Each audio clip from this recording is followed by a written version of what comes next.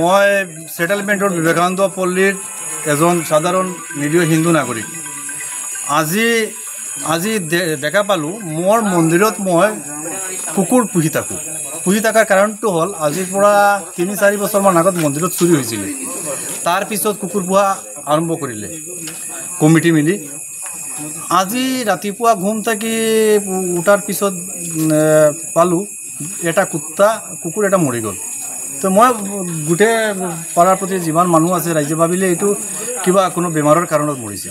তাৰ পিছত যেতিয়া সন্ধিয়া হ'ল তাৰ পিছত একেলগে 3-4টা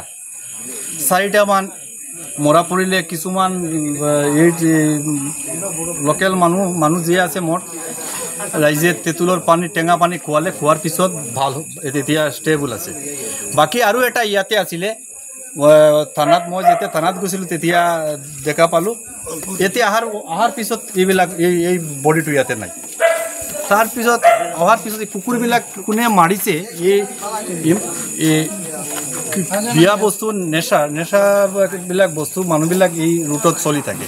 আৰু কিবা কেইটামান মানুহ আহিছে ইয়াতে, মানে বেলেগ ধৰণৰ মানুহ কিবা কিবি হৈ থাকে, মানুহবিলাক আহি থাকে বেলেগ ধৰণৰ মানুহ, ছোৱালী আছে বেলেগ।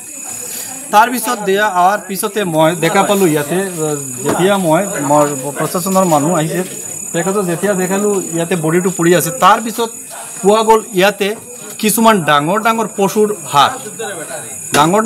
হাড় পৰি আছে।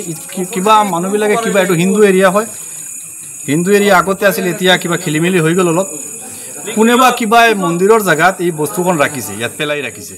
কিন্তু কি হ'ব পাৰে কোনে জানে। এটাই লক্ষ্য কিবা কুকুৰবিলাক বেয়া মানুহ, বেয়া কামত জড়িত মানুহ, চোৰ যিবিলাক আছে এইবিলাক মানুহ অহা যোৱাত ৰাস্তায় তেখেতক কিবা ডিষ্টাৰ্ব দি থাকে, এইকাৰণে উদ্দেশ্যপ্ৰণীতভাৱে মাৰি আছে এইটো মই ভাবিছোঁ। তাৰপিছত এতিয়া প্ৰশাসন দ্বাৰস্থ হৈছে, প্ৰশাসন কিবা কি তদন্ত সাপেক্ষে এইটো চাব। ধন্যবাদ। আপোনালোকে কি ভাবে এইটো ডাঙৰ বস্তুৰ হাড় হ'ব পাৰে, ডাঙৰ বস্তু ছাছপেক্টেড ডাঙৰ বস্তুৰ হাড় হ'ব পাৰে।